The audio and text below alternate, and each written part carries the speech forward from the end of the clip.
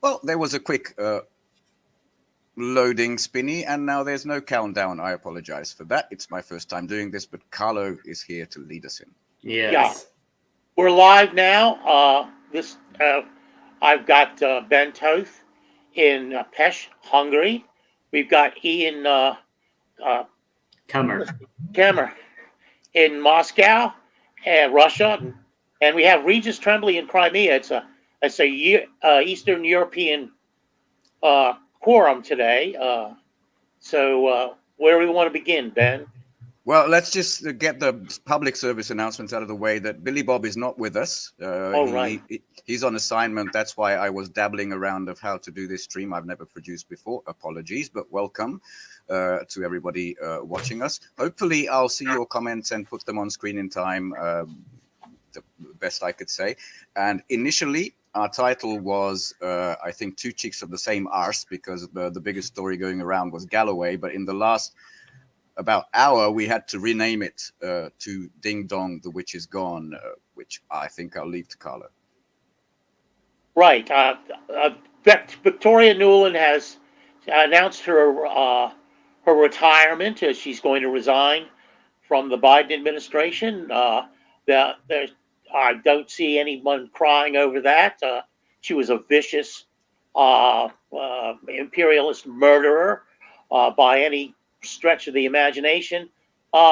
We've had off camera, we had varied opinions about why she's resigning at the point. Obviously, Ukraine is lost, and that was on her watch. She was right there in 2014 when the Maidan coup occurred. She was caught on her phone conversations were caught With Jeffrey Pyatt. Yep. Yeah, and she obviously was instrumental in putting Zelensky in power. My personal feeling is that the uncommitted vote, 100,000 votes in Michigan, was spoke loudly to the Biden administration, which are just a bunch of political animals. And I would stress the word animals here. And even though Michigan has one of the largest Arab populations in the United States, still 100,000 voices had to make it pretty clear that if the situation in Hamas dragged on through the election, that Biden was not going to win. There was no way he was going to win. That's my 2 cents. Anybody else want to pick it up? Chances of that are increasing. I'll do a little bit of speculation, which I got from DD Geopolitics, previously Dombash Devuska Sarah, amazing girl. And apparently it's kind of hush-hush, but there might be an investigation coming up in the next couple of weeks. The statement from Antony Blinken said in the coming weeks she will resign from her post. Interestingly, nothing given, just the praise of her previous work. But that investigation is going to go into the billions that went into Ukraine before 2014, basically the prep for Maidan, where I think there's video of Force saying we invested 5 billion or something like that. It might be 10 billion. And in the US, I think that's the biggest sin you can commit. An investment with no returns might be the thing that caught up with her, but she'll probably live in a farm, removed from politics. What do the Easterners think about? I mean, one thing we can all agree on, and I've seen it on social media, is huge celebration that the witch is gone. What do you guys think? Well, I think that is, if there is, I mean, assuming, and it's all rumors at this point, but if we assume the rumor is true that there is an investigation, I think it would be sensible to, and this is very common in Washington. If you've committed, a dozen crimes, they'll pick, the most innocuous one and ignore. I mean, that's what they did with Hunter Biden. That's what they do. People generally say, oh, well, you did this bad thing. So I think, in comparison to what happened in 2022 onwards, the corruption in 2014 is just, a fraction of it. True. Yeah, it's so the innocuous things. So if you're going to take her down for something, it is probably just as a political decision to pick some mishandling of funds in 2014 rather than, the elephant in the room, just the billions that went missing in the war profiteering that happened February 2022 onwards.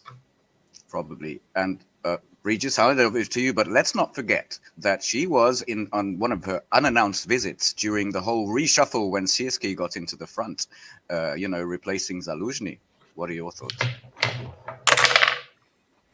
Yeah, I think the resignation caught me by surprise. There's a big headline today in Russian media that I was reading, details to follow, but I immediately thought, well, the timing of this. There's not a lot of time left, 9 months, 10 months in the Biden administration.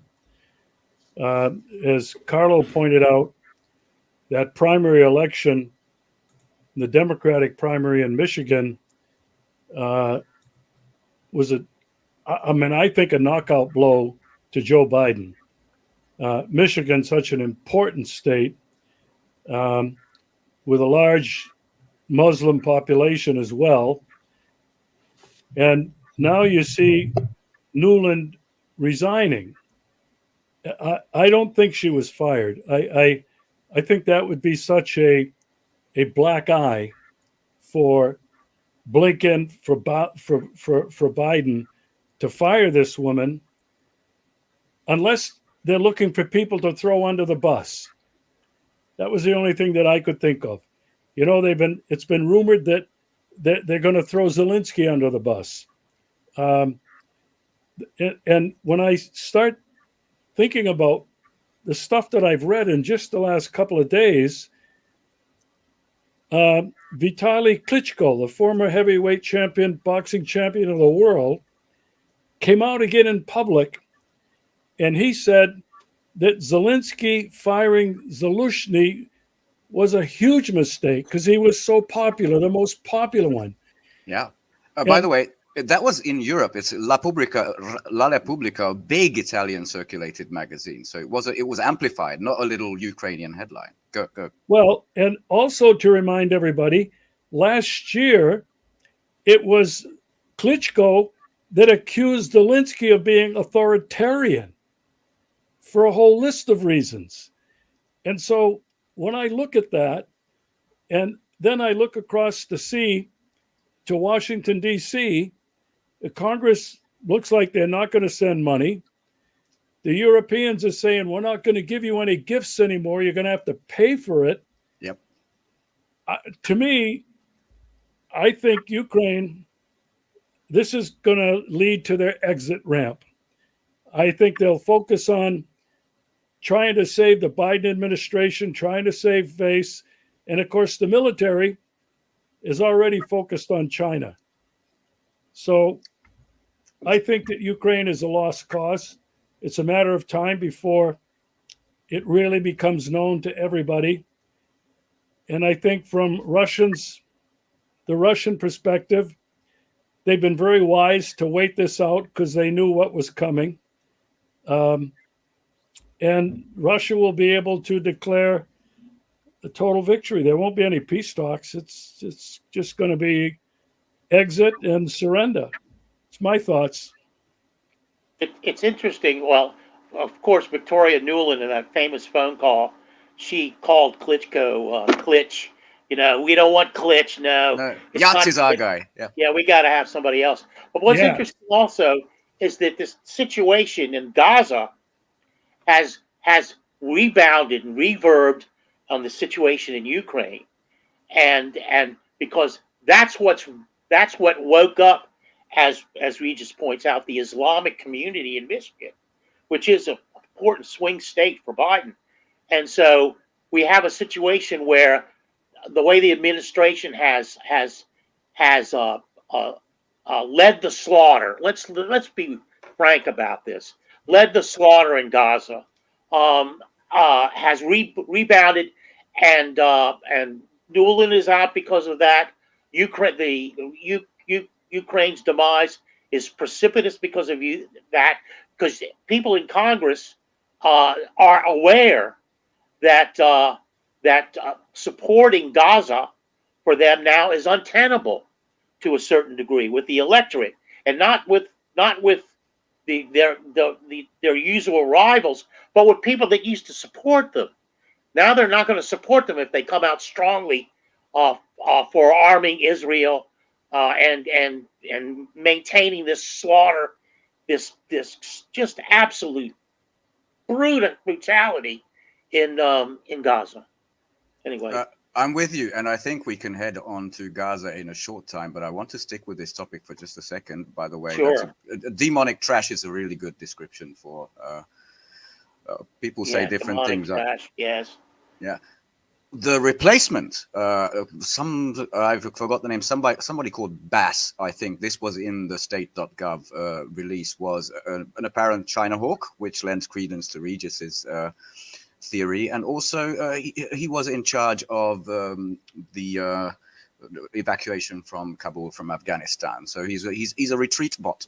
So I think you could be spot on the money there. And when you talk about the instability surrounding the Kiev regime or things in Ukraine, not just the battlefronts, which are looking brutal, like horrific for the Ukrainian side. But yeah, Klitschko is one of them. The other is Poroshenko, the Chocolate Kings Party. It's named like dystopian, like Europe sovereignty or something. Europe, I don't know what. They're also complaining to the EU about the authoritarianism and the totalitarianism they are experiencing under Zelensky. So things are boiling under his feet. And it doesn't help that Sirski, when Victoria was there, he appointed the new, the commander of the whole armed forces, has started the blame game, replacing commanders, blaming them for the losses in Avdiivka. I think we're at 3 or 4 M1 Abrams tanks now. 2 of these breach vehicles that were tried to use to tractor them out also got shot up, and there's an active hunt for air defenses. The whole thing is just going down in flames, and the voices everywhere are sensing panic. And I want to draw your attention to this one guy, Stephen Bryan, like former something under Deputy Secretary of Defense. He writes for Asia Times, and he did 2 articles. One of them was the Zelensky is at a bind over how to draft more troops as the Russian forces advanced. And one part, the article that was picked up, we are at 32,000 official deaths in Ukraine, according to Zelensky. But according to this article, 700 mobilized troops, when we don't know where they are, we don't know what they're doing. And this was no name, but it was interviewed people in the power structure under Zelensky. That's what this interview does. It is 700,000 people. It's just unknown where they are. I wonder if I could get your thoughts on that. And the second Stephen Bryan article, which talked about, this is the title: Nazi Rescue of Mussolini, a US model for Zelensky. Stephen Bryan. That is the title of the Asia Times article, and it talks one thing about the US might have this plan to get him out, maybe to Lvov, maybe to somewhere to the rest if things get too hot. And also there was a big admission in there, like Macron, who urged to put troops on the ground. That apparently that came from the US side. It was considered for weeks and was recommended by the US side, and then it's instantly Karine Jean-Pierre, Biden, everybody said, "Oh no, you're crazy, son." But before that, it was just like egging them on, going, more European meat to the grinder, where the 700,000, we just don't know where they are. So what do you guys think about these 2? He's big, like national security guy. I can't hear you, Ian. Go on. Sorry, my microphone switched off. But so there's been comments from people I've been reading that, that's the Ukrainian war effort is very amateurish, right? The press get, it's not a model of efficiency, just snatching people off the streets and just sending them to the front. So it's entirely possible that, when there's 700,000 unaccounted for, because I saw that Washington Post article you referred to. I mean, doesn't mean they're all dead or they're all deserted. It's not necessarily a catastrophe like that, or that they were never recruited to begin with. It could just be that they just very bad. It's terrible record keeping. Oh, and let's not forget, it's the most corrupt land in the world. So obviously, the deputies, everybody needs those payments. Yeah, that's a part of it. Yeah, so when Sirski walked into this mess, and 2 years into a large scale war like this, and it's just like, it's almost too late to even start reforming it. If the problem is that severe. That's true. I mean, the CNN headline, one of the articles was that this is painting a dark mood in the West. The defeats in Avdiivka, it's a dark mood in the West. And there was a very interesting other article about the defenses, which apparently also were never built. This was on the New York Times. Right. And the surprisingly weak Ukrainian defenses help Russia's advance. Only sparse, rudimentary defensive lines, like, not the ones that... oh shit, I forgot the Russian guy who created that, the Surovikin line, the famous one, and it looks like they're just cutting through like a hot knife through butter. So no wonder there's a panic. Yeah. My comment, I want to pick up on what Carlos said. The blowback from what the United States and NATO and the EU have been doing in Ukraine has been minimal. This Israeli genocide on Palestine has awakened the entire world. Yeah. And I have been talking to some of my friends in the United States from one coast to the other. I've been asking them, so what is going on in terms of protest? And they're telling me they're happening everywhere. Europe hasn't stopped. Yeah. Europe hasn't stopped. But my friends have been telling me across the United States, people are rising up, and Biden is under tremendous pressure because people now realize he has done nothing except send more billions of dollars in money and weapons to kill people in Palestine. And he comes out and says, well, we're going to send them food. Yeah. And then he's pictured eating an ice cream cone again. I mean, I think the way Biden is being portrayed now to millions of Americans and his administration is now becoming clear. That's what my take is from my friends that I've been talking to back in the States. And I think this is ominous. I get the feeling that some major changes are going to happen. And I'm not just talking about the coming election. I'm talking about what's happening geopolitically because of this instability. Oh, completely on the money. But since I have the two Russian located guests on this, I really need to take your opinion on something, because there's been increasing headlines about the one other thing that Joe Biden and his idiots achieved was it looks like complete divorce of Israel and Russia, more and more forcefully. It looks like Israel said, you are just like Hamas, Russia, and we're going to send early drone detection systems to Kiev. And you know what? Well, fuck. Okay, none of that language. But it really seems, and if I look at some Russian Telegram and opinion, social media, like there's no trace of the old special relationship left, even though there's 1 to 2 million Russians in Israel. It's lost.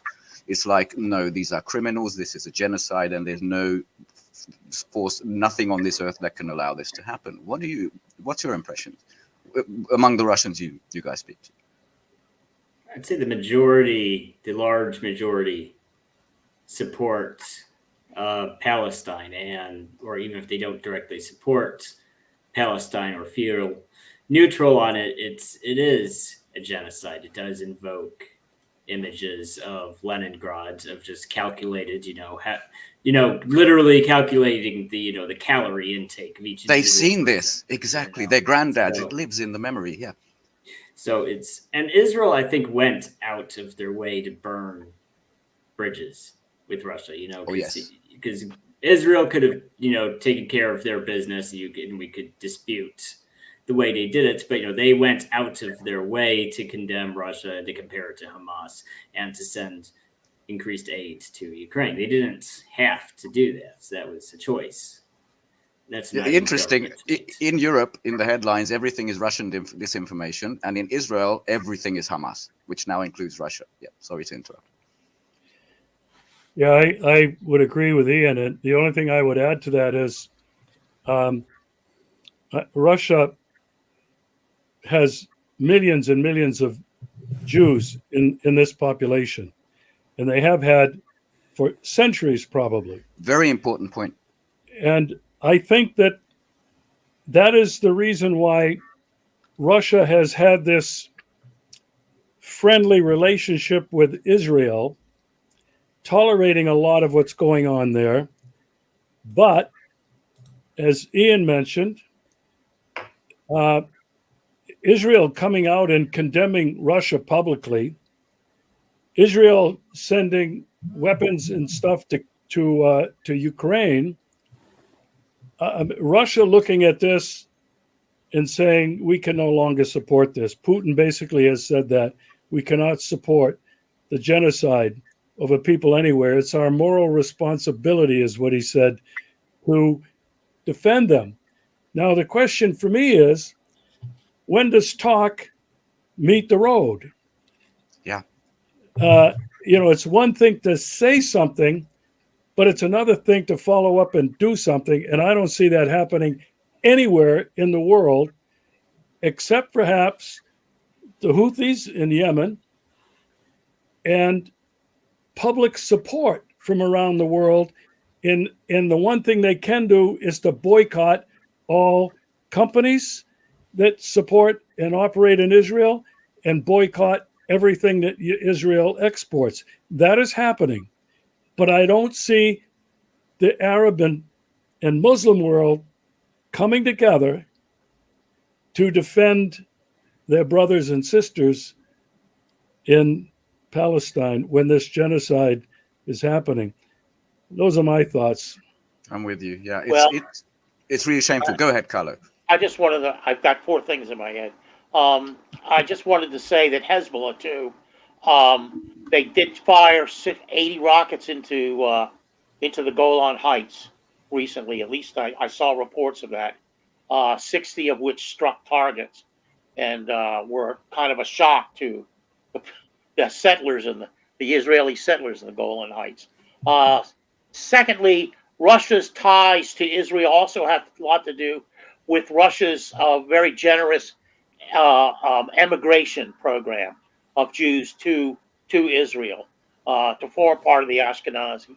The third point I wanted to make was, maybe our viewers know this, but I had to laugh about the Nazi Mussolini escape option because if you don't know this, folks, Mussolini was dragged out of his palace, him and his wife, and they were hanged from lampposts, eviscerated, and set on fire. So if that's the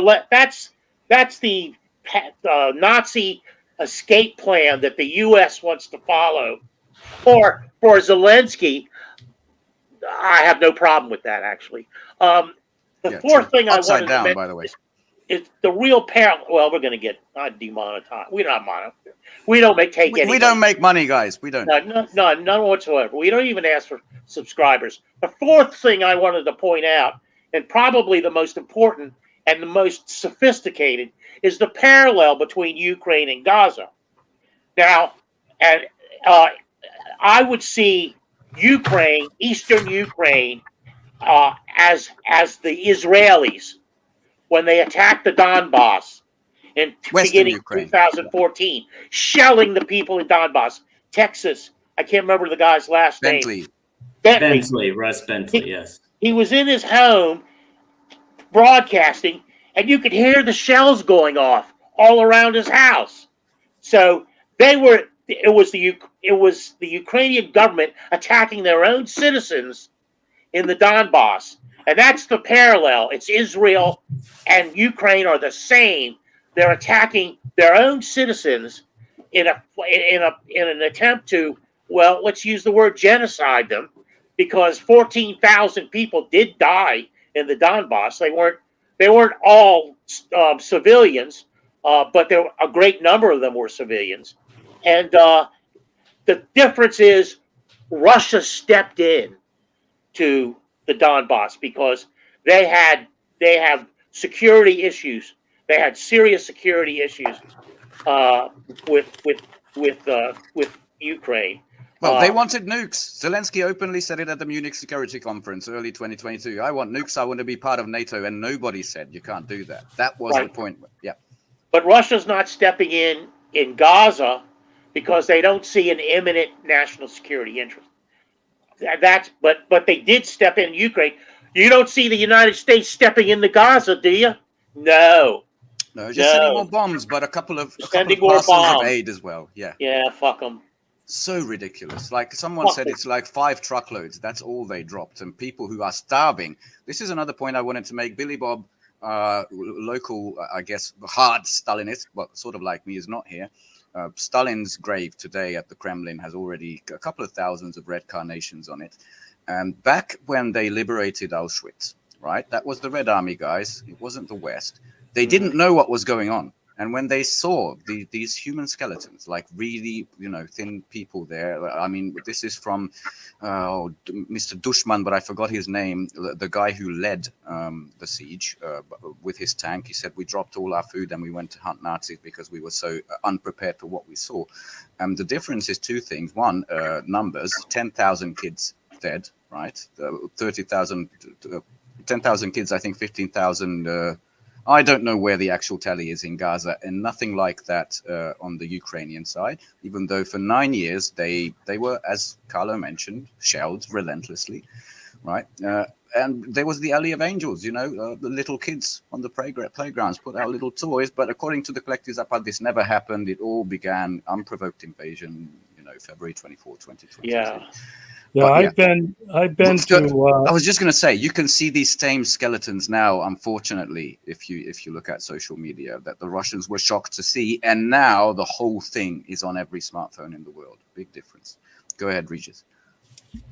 Yeah, I've been to the Donbass, to Donetsk and Lugansk twice, a total of a month. I interviewed a lot of people. I saw the devastation to civilian infrastructure.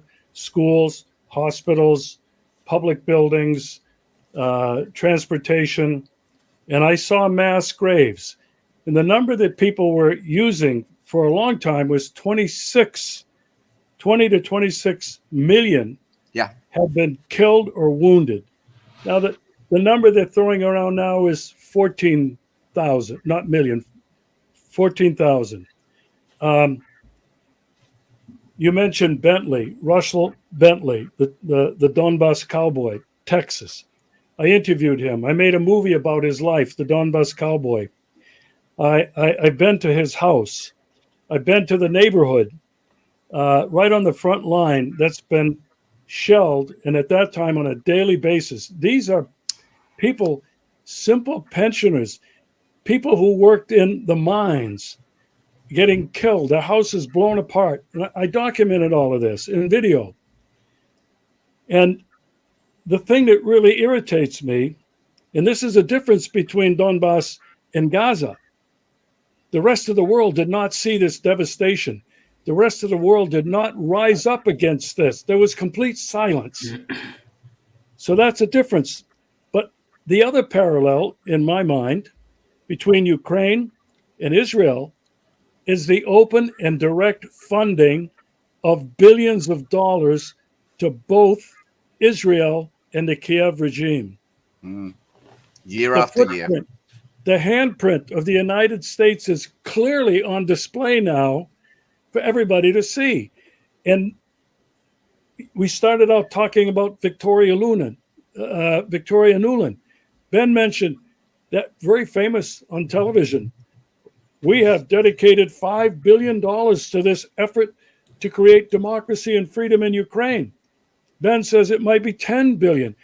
Well, it's been over 100 billion that the United States has invested in that now in the last 10 years.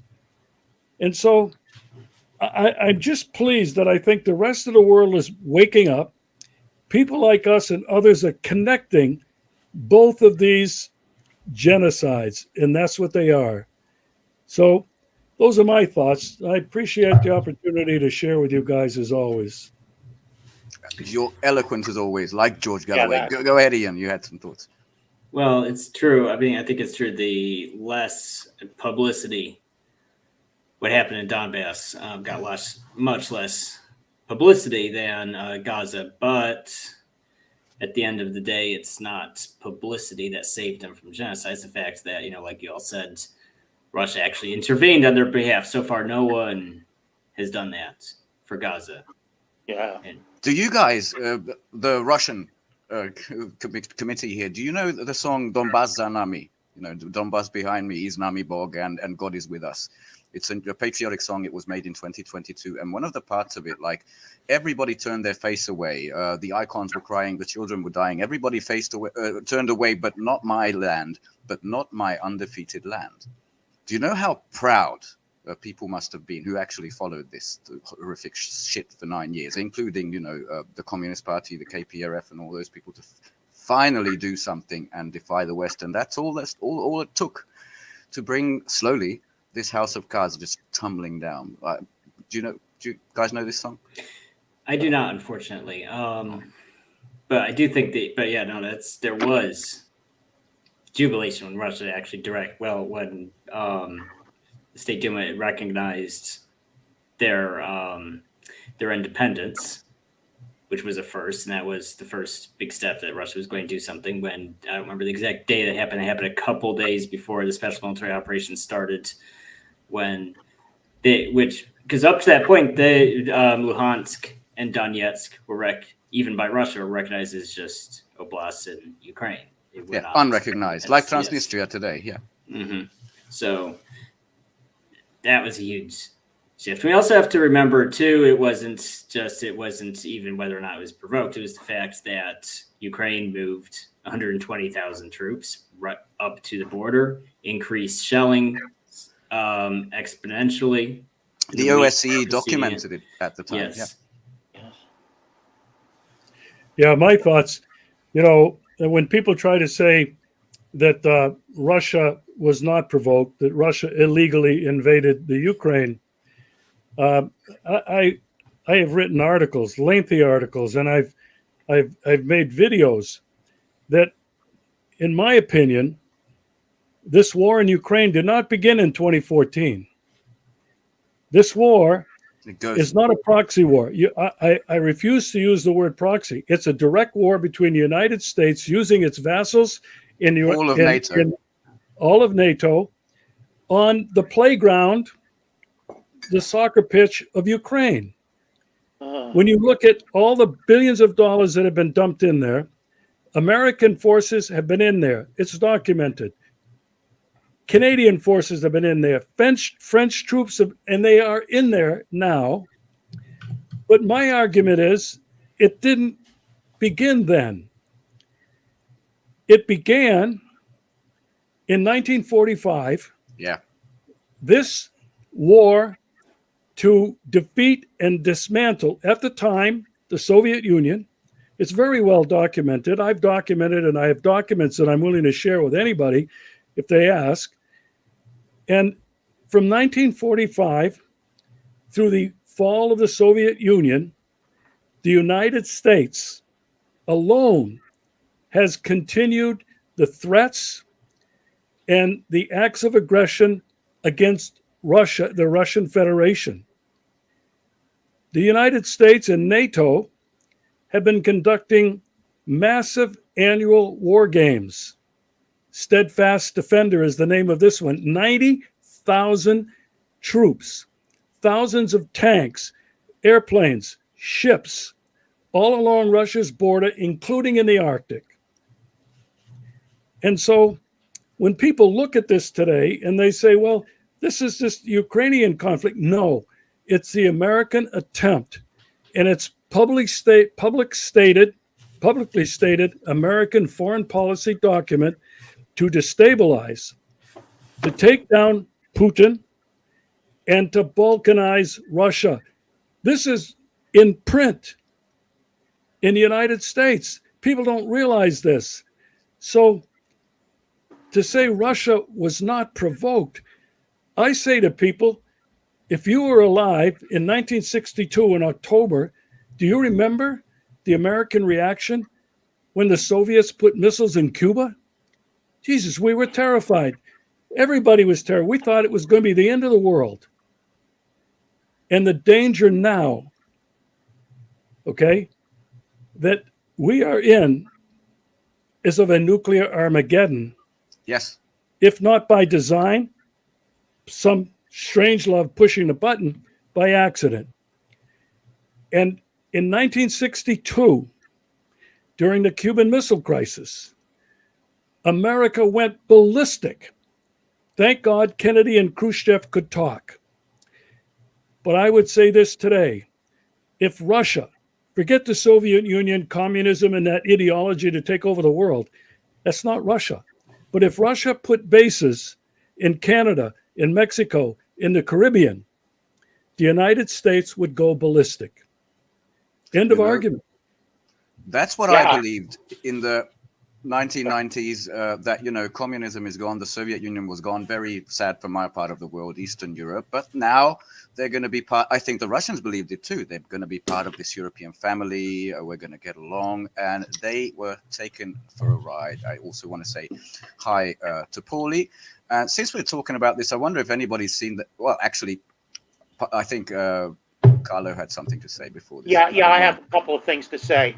I wanted to mention that Fleur Me, who had a comment earlier, she kind of followed up on or led what Regis pointed out, is how do you get the general public to accept this? First, I want to mention something about the Cuban Missile Crisis, that it's not a secret anymore, but it was a quid pro quo which got the missiles out of Cuba. At the time, it looked like, oh, Kennedy's a great hero. He forced the Russians to take the missiles out of Cuba. Well, actually, Kennedy and the United States agreed to take their missiles out of Turkey. Yes. As a quid pro quo. I just want to mention that because some people don't know that.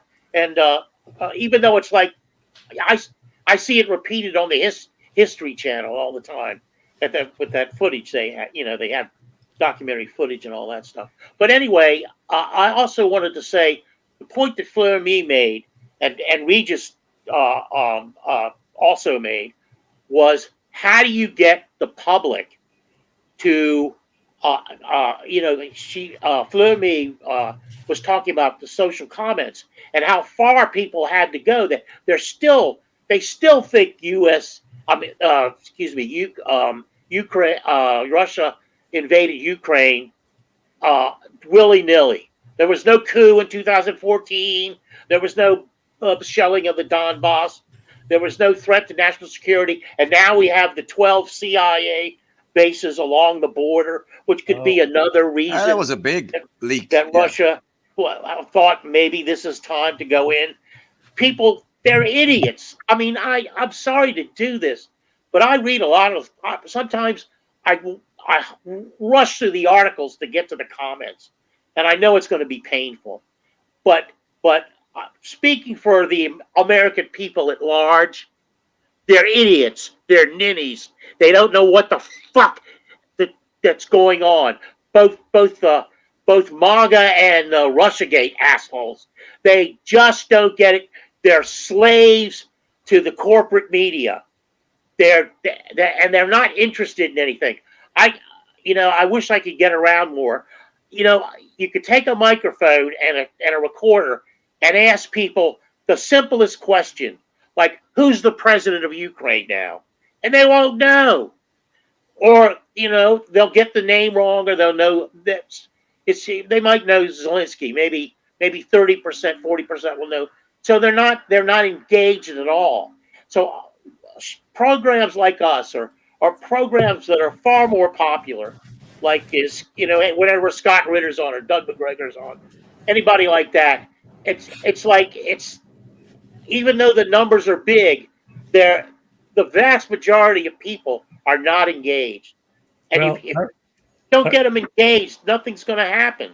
I want to comment on that if I can. Sure. Yeah, that's why I left it up. Go ahead. I would not be as harsh as you, Carlo, in calling them names, but I know you're going to agree with me.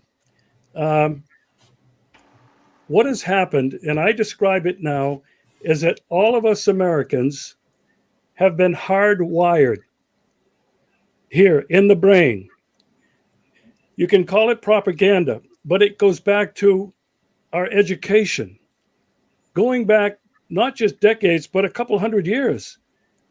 We were taught formally and informally that we were the exceptional nation. We were spreading freedom and democracy around the world. We were a force for good. And this has been hardwired. We heard it in church. We saw it in civic celebrations. We saw it on the 4th of July, on Memorial Day. And what I believe is, it's easy to say that Americans were believing propaganda and they're stupid and it's their media. It's been our entire society that has created this mindset, which I believe, from my experience, is impossible for most to break out of, because to break out of it destroys who they are, who they see themselves as individuals, and how they see their country. And I believe that is just too much of a difficult task for most Americans to do. It's obvious that the four of us and millions of others have had an epiphany, have broken out of it. And for many of us, it's been a very traumatic and difficult journey. But that is what I believe has happened to people. I can't speak about Europe, but I can speak about the United States. I cannot blame them. As much as I would like to say how blind they are, I cannot blame them, because I understand the image that has been hardwired into every American forever. Well, go ahead, Ben.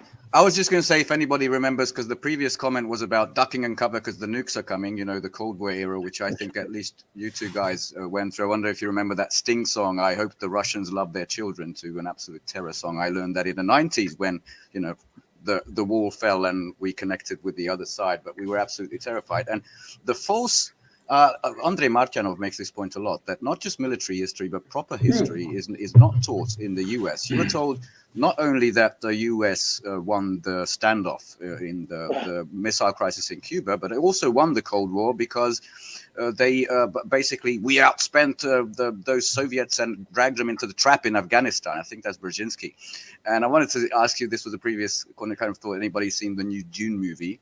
Because originally that was about we're gonna get rid of Khrushchev, the Berbers, the Islamic people are gonna get rid of Khrushchev. That was the basic undertone of the movie, in Afghanistan.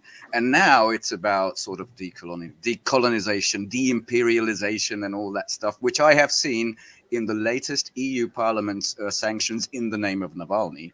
And it says that we need a win in Ukraine in order to decolonize, de-imperialize, and refederate Russia.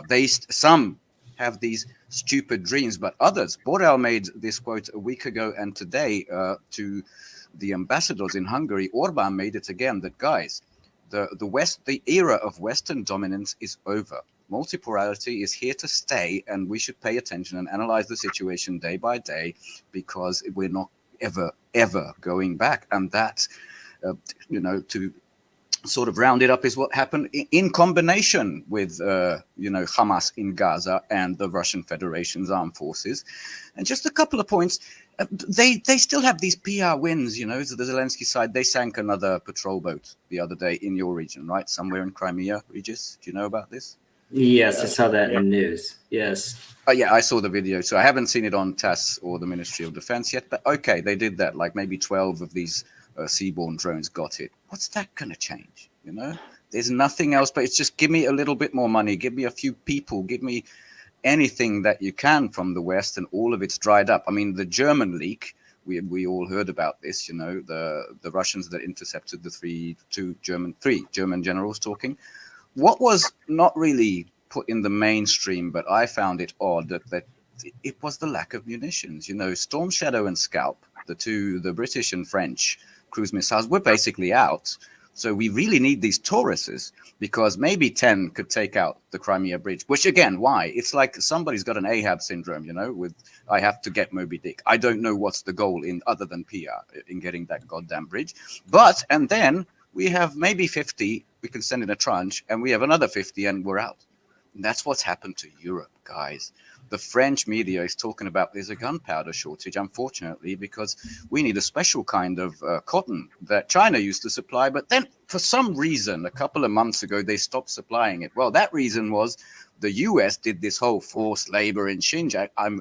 This isn't confirmed in the article, but I'm virtually certain that's what happened. The US cucked you again. So you can't make ammunition. And what's beautiful about this is like all the 32 countries in NATO, they were demilitarized by the Russian Federation. And if that's not something other than Nuland's resignation to be celebrated, I don't know what is. But you're right on the caution side, Regis, that the nuclear war aspect, since they've done the salami tactic, like we've crossed this red line, that red line, they won't mind if we cross another one. That's dangerous. On to you, Ian. Sorry. No, you're good. But on that note, though, it's interesting how you remember the Russians have to cannibalize washing machines for chips. They have to do all that, and now Russia doesn't have to. I remember that was all over the news for a long time. In Russia tatters, doesn't have I tell enough you. ball bearings, not enough ball bearings. That 18th century, ball bearing that's existed for 250 years or longer. They don't have enough of those, and now it's at the same time they're a threat to U.S. satellites. Yes, at the same time, but also then it's not Russia; it's Europe that's running out of basic things like not enough glass, not enough steel, not enough gunpowder. It's kind of, it was projection this whole time. It was them who were dependent on imports, not Russia. And now, good luck. Your import dependence on the US, which I think they'll discover very fast. They already have. Is a far less reliable partner. Well, Biden already cut the LNG, or not cut, but the exports froze more export contracts for LNG Texas, and it's just like, well, that's kind of funny that they said, Putin's weaponizing energy, so get.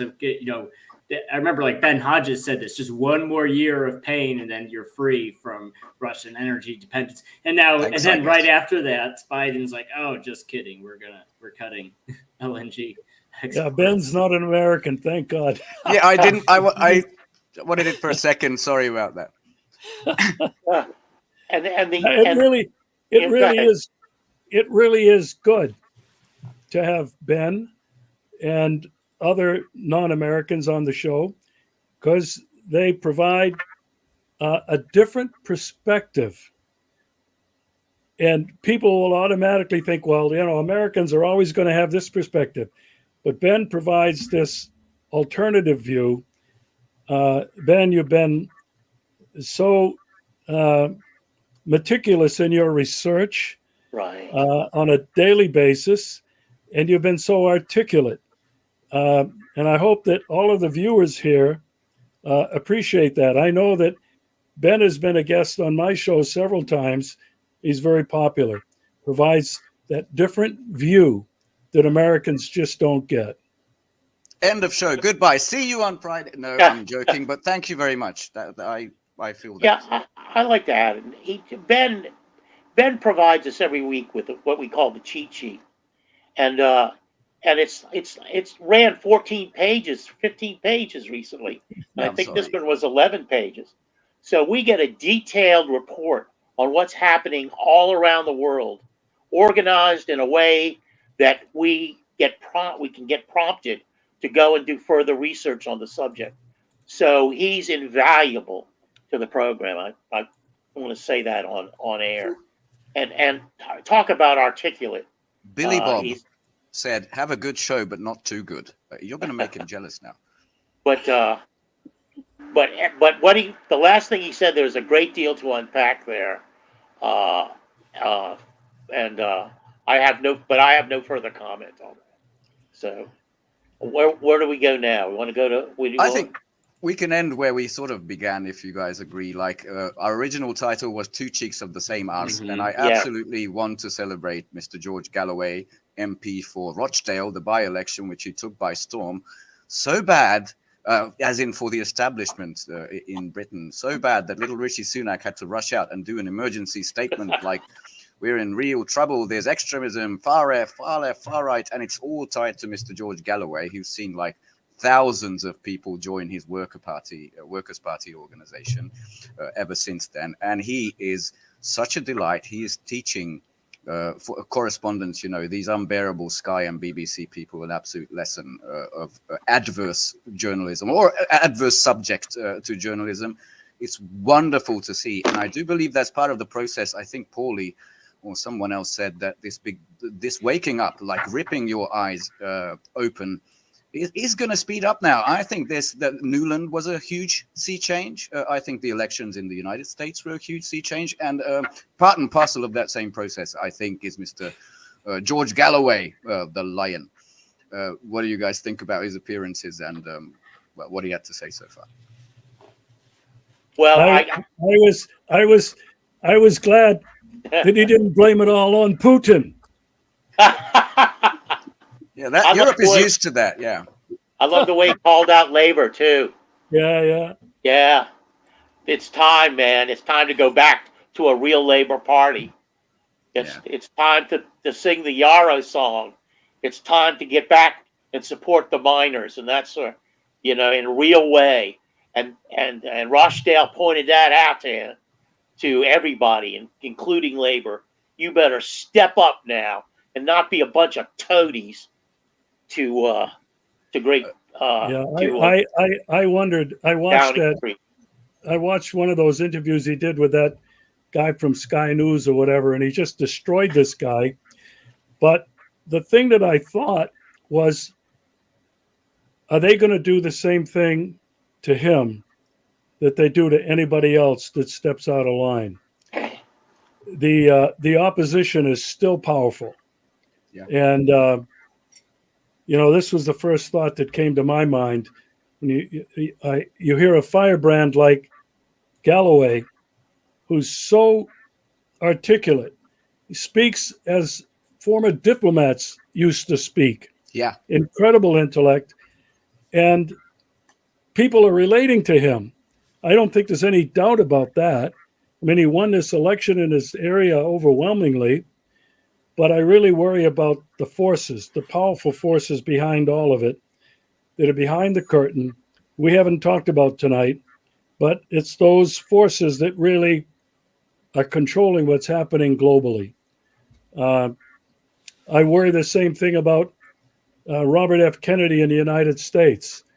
If he ever gains any traction and gets into the debates, you talk about Trump supposedly going against the mainstream. Trump is one of them, but RFK Jr. Robert F. Kennedy is not, and he may suffer the same fate as his father and his uncle. Well, except if it's on Israel, because then every presidential candidate is equally, kind of sycophantic about it. Ian, you had something to say? No. Oh, sorry. Galloway reminds me a little bit of Claire Daly and Mick Wallace in the Irish. By the way, Irish Supreme Court, I think, or something high level, they were the ones who passed absolute sanctions on Israel. It's not just Claire Daly and Mick Wallace who are the heroes of the European Parliament. I think them getting up and pounding away every day on Ukraine and Gaza has had an effect on the general population of Ireland. It's small, we're relatively small, but it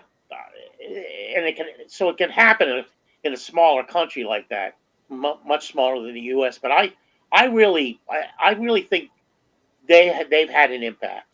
The Irish people were put upon, by the English for so many. First colony of England, yeah. Yeah, they were just, they know what it feels like to be Gaza. They, in their history, it's in there, and I think Claire Daly and Mick Wallace pounding away every day. They know what it feels like to be in the Donbass.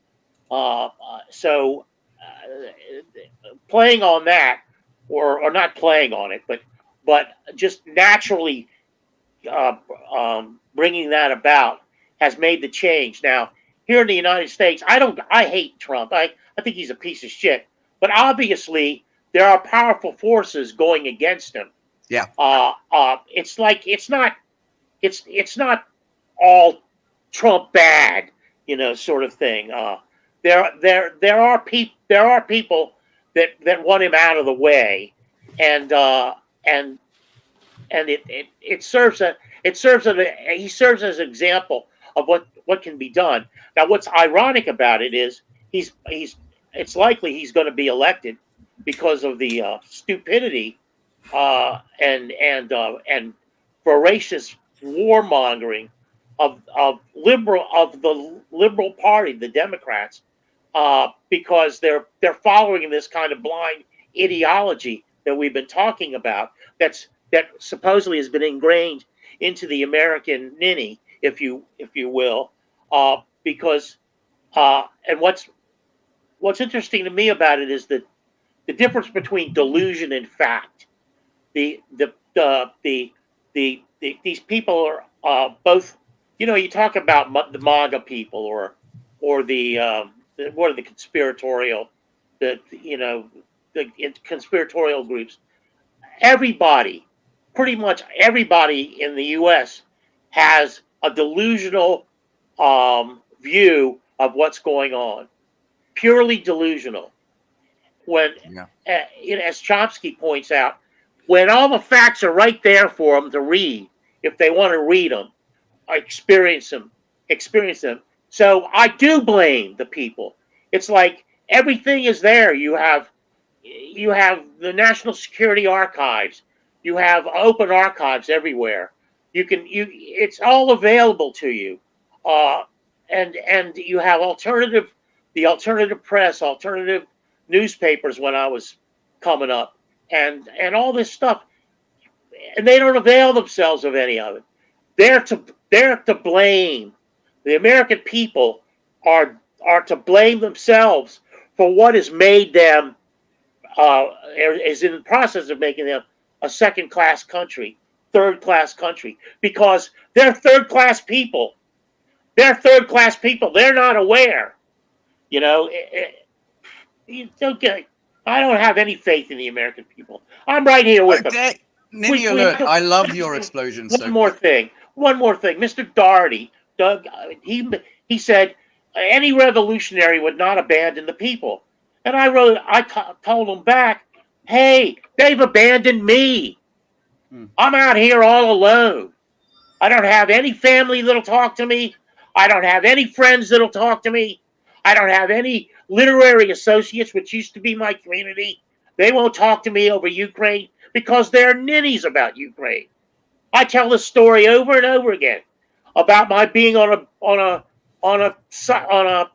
poetry thing with 7 other people, and the moderator, and they got Zoom bombed, and they were mentioning my name as somebody, and they're making lewd comments and all that stuff.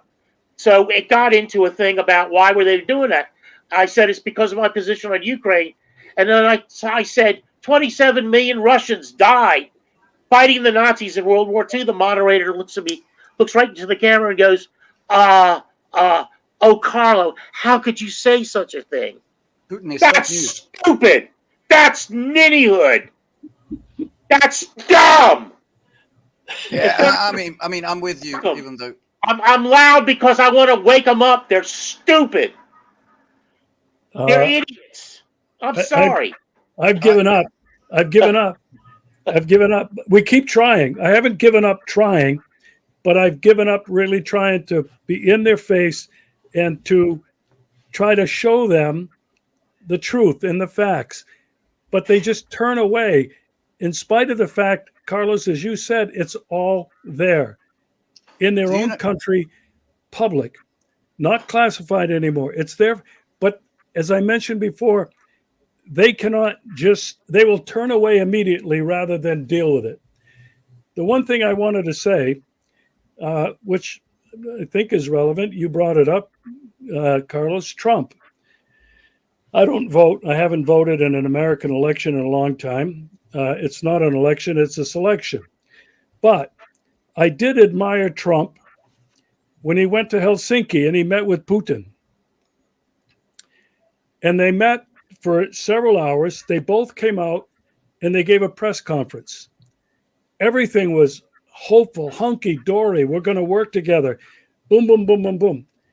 Trump didn't even get back on his plane to return to America, and he was being crucified by his own party by the media.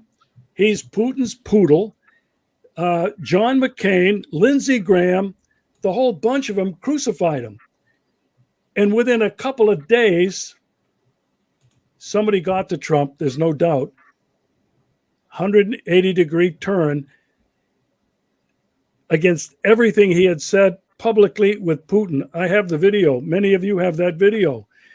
And so what this indicates to me, and we've only alluded to it just briefly, there are powerful forces, extremely powerful forces that are behind everything and everybody that is on the global stage today. Yeah, good. And Just please don't name them, Regis, because that's the last time the show got yanked when we started naming some people. No, I wasn't going to start naming them because I know the punishment that will follow. I suffer the same thing.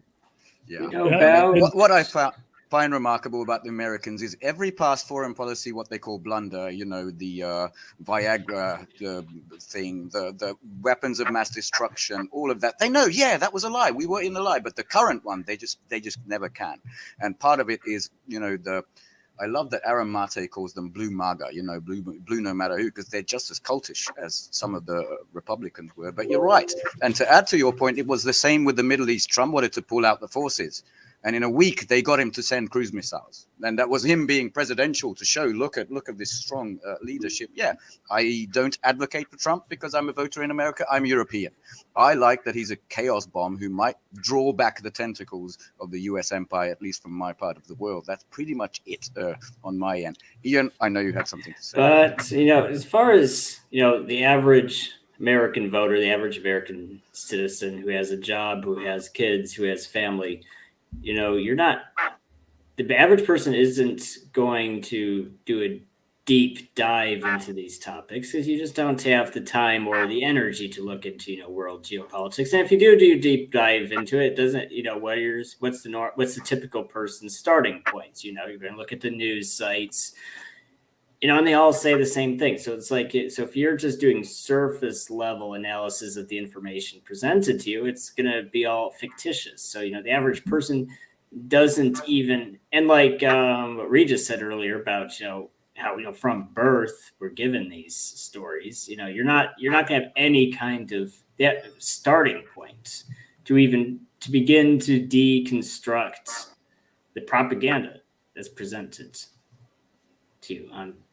You're not even going to have the energy or the time to be interested in it. And that's, I'd say, the biggest, unless there's a problem that's right on people's doorstep where, it's actually making life unlivable, they're just not going to be interested enough to look into it. It's, Ukraine, Gaza, it's all something that's happening far away. They look at the news presents a story and they don't look into it any further. That's just the reality.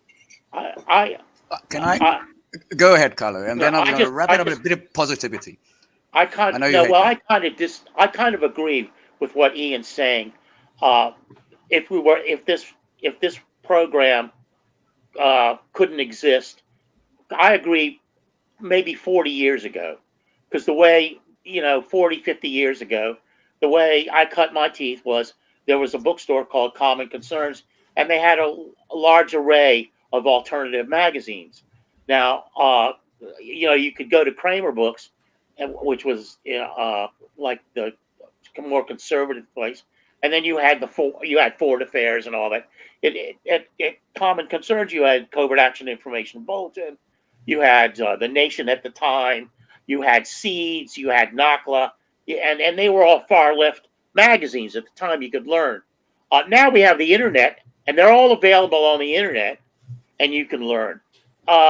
There's about things. You can listen to Ritter. You can listen to Doug McGregor. Don't listen to him on immigration because, he reminds me of like 19th century immigration or early 20th century immigration when my people, the Italians, came over and they were considered dirty, swarthy, get rid of them, and we proved them wrong by forming mafia. The mafia.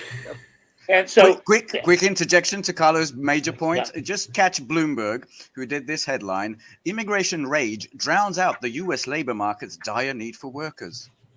For example, Hello. There- That's the moneyed class talking to you. Anyway. Yeah, go there ahead. we go.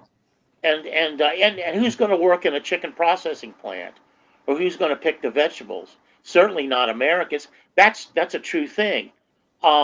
So the I kind of lost my train of thought, but anyway, I want to fault Trump's use of immigration and general politicians' use of immigration, because really this is the same kind of racist, xenophobic rhetoric that has always pervaded the United States. I mean, Native Americans, African Americans used as slaves. It's a cut of the same Irish indenture. Now, I would say that what happened to the Native Americans and the Africans was far worse than, say, what happened to an indentured servant, or what happened to my people, because we knew how to take care of ourselves, and if we weren't going to be able to play in the open marketplace, we like the Jews or the Irish, we just went and became an underground marketplace. The mafia, the police, mayoral positions in big cities, that sort of thing. Corrupt as the day is long, but we were just following the U.S. model. It was corrupt at the core. The Constitution of the United States is corrupt at the core. So, and I don't know where I was going with that. No, but that's true. I just saw an SVR veteran, as in Russian intelligence veteran, share an open letter about exactly how corrupt the US system. It's never going to make it to the Western media at all, but it's been shared. So I want to sort of round it up on the big picture kind of positive statement and get final thoughts from everybody. I don't know what you think. You've been generous with your time again. On your point, by the way, Carlo is the guy who carried like this huge heavy camera around and got these VCR things to actually get the journalism. He knows what he's talking. One of these old style guys. But the thing is, I want to emphasize, one is media is they're less trusted in the US now than Congress, and I don't know where it is, but it's below 10%. Everybody is abandoning them in droves. Like, as you said, there's alternatives. We're a tiny little bunch, but there's also, Rita Martyanov, all sorts. George Galloway's mother of all talk shows was more successful. It's huge. I think a huge part of his re-election as well. There's all sorts of places to get information. A lot of people like Regis, who has a VPN to access us. A lot of Europeans are getting VPN to access RT, to access Sputnik, to access TASS, to get the other side's perspective. And as I want to bring it back to Mr. Spanish Fab's comment, no, I don't either. But basically, that's the way it's always been. But there's another factor. When your salary gets bitten into, you have unexpected expenses, you can see your living standards just going down the drain, which is happening across Europe. The tractors never stopped. The Germans have now come to a halt because all the public transportation workers are on strike. Lots of things closing, and the same is in a miniature or a slower way happening in America. People start paying attention to, why the fuck is this happening when everybody's telling me Bidenomics is working? We have a look at the stocks. It's such a fantastic economy. And they feel, well, I have to pay 3 times as much for a dinner than I had two years ago. That's when it begins. And that is good news, that there's actually alternatives. So 2 things, alternative voices to be heard, even if you disagree with them. As I said, I'm a communist. I don't think our bottom 2 speakers are, but I'm very happy to talk with them. I'm happy to see the Russian and the other perspectives. As Regis said, it's all about getting more info. But if you don't have time with it, go to where you trust, someone who's been honest and reliable. I think that's happening in a big way in the world. What do you guys think? My final comment will be piggyback on what we've been talking about and what Ben just alluded to.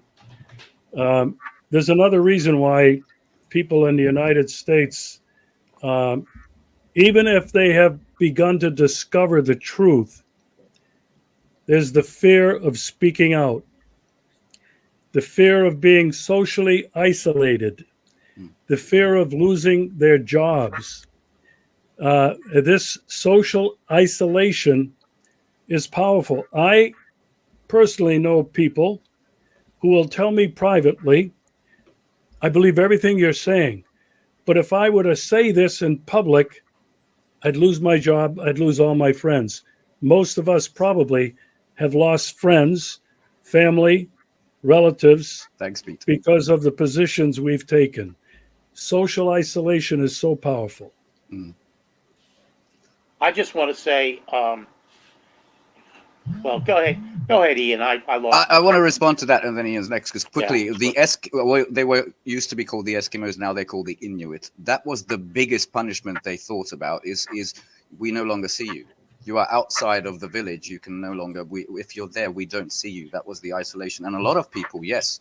I mean, when Europe and US talks about cracking down on disinformation, they mean anybody who speaks something else. We're going to take your money, freeze your stuff, take your jobs, silence you. There's a lot of that going on, but I'm not sure we're losing.